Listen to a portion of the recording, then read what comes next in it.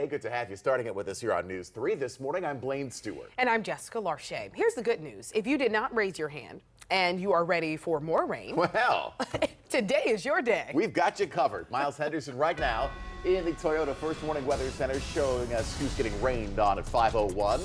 And we are seeing some pockets of pretty heavy rain out there, even a couple of rumbles of thunder to wake you up early this morning. So let's take a quick tour here on the First Warning radar, and we're going to start with the movement. You can see the big picture here, everything tracking to the north and east. This is building up towards the Chesapeake Bay, building off into the Atlantic. So as we zoom into the eastern shore, that's where a lot of this rain is headed. You see some heavy rain moving in closer to Parksley. It's going to be pushing up towards New Church. Sachs is seeing some of the heavy rain right now.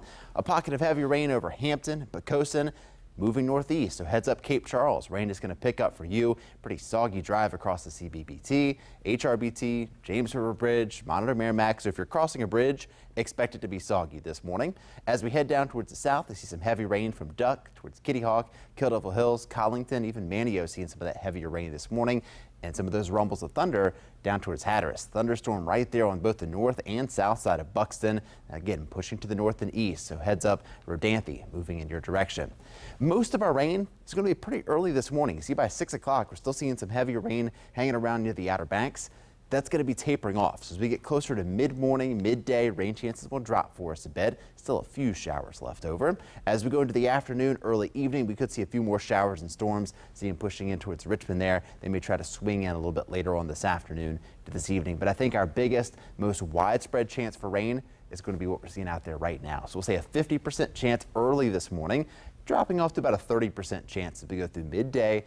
40% chance by this afternoon. High temperatures today close to normal in the mid to upper 80s. It'll feel more like the lower 90s with that humidity. It is 5:02 now. A man accused of murder in Hampton will appear before a judge today. Mikael Johnston faces second-degree murder charges. Back in May, police say he fired several shots, striking Lawrence Fuller several times on East Pembroke Avenue.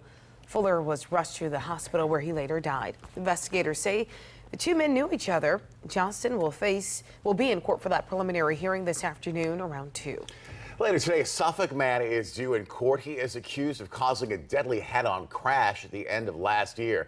Investigators say 60-year-old Kirk Jones crossed the median when he was driving on Jefferson Avenue near Ivy Farm Road. This is in Newport News. That car hit another vehicle head-on.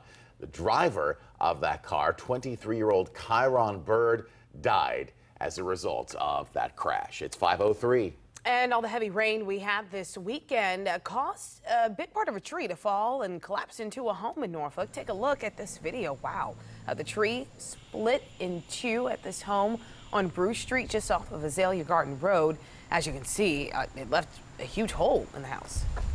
When the tree fell, they thought it was hail or something falling down, but then the ceiling started falling down and the water coming in, so they got out of there real quick. No one was hurt, although you can see that extensive damage. We are told everyone in the home is okay this morning. 5:04 right now, investigators trying to figure out what started this fire at a home in Norfolk. Fire crews got to this house on Hugo Street just off of Norview Avenue yesterday. They found smoke just shooting out of the window in the back of the house, even going up into the attic. Crews got that under control in just about an hour. Firefighters say nobody was hurt in all this. You can take action against crime in Portsmouth this morning. That is where police want to find a person who robbed a CVS pharmacy with a gun. This was the CVS on Frederick Boulevard in Portsmouth. Happened Saturday afternoon. Good news, no one was hurt. If you know anything that can help police, once again, that crime line number is 1-888-LOCK-YOU-UP. The one-year anniversary of the deadly Unite the Right rally in Charlottesville has ended with 5 people behind bars, and now police are searching for the person who attacked an officer. Extra police security was in place to keep peace as people lined the streets in protest against the Unite the Right rally.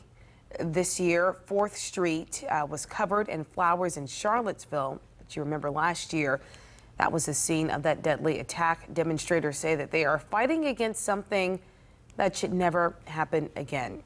A heavy police presence made for a much calmer rally this year than last. We have got to fix this or we'll be right back here in no time. There are mothers who lose their children all the time. and we don't seem to give a damn. The world went crazy when Heather lost her life, and that's not fair because so many mothers lose their children every day. And we have to fix that. We have to fix that. I don't want other mothers to be in my spot. I don't want other mothers to go through this. Well, that is the mother of Heather Heyer. She was a counter-protester at the Unite the Right rally in Charlottesville last year and died when she was hit and killed by her car that was driven by one of the white nationalists there. While all eyes were on the Capitol this weekend in Washington, D.C., as nearly a dozen white nationalists hosted another Unite the Right rally there.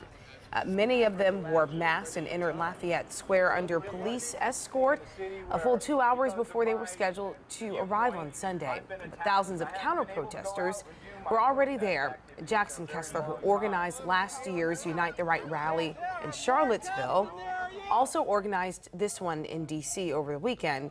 He said this rally was not about celebrating the tragedies of last year, but criticizing how police handled it to start a conversation about white civil rights. Still, counter-protesters made it clear that white nationalists were not welcome there. It's 5:07. Later today, Congressman Bobby Scott will host the first of 2 town hall meetings in Hampton Roads.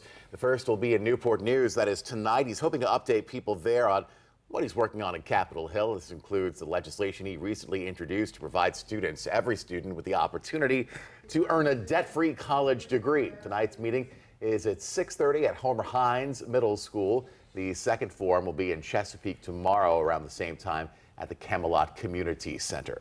Well, today, Virginia Governor Ralph Northam will launch the annual Checkpoint Strike Force outreach and enforcement campaign to combat drunk driving. This is the 17th annual Checkpoint Strike Force, which works to arrest drunk drivers and save lives in Virginia. The new ad campaign will also be released to remind drivers to act responsibly and always find a safe ride home. The campaign comes just a week ahead of the Labor Day weekend, when nearly half of young drivers killed in crashes involved drunk driving statistically.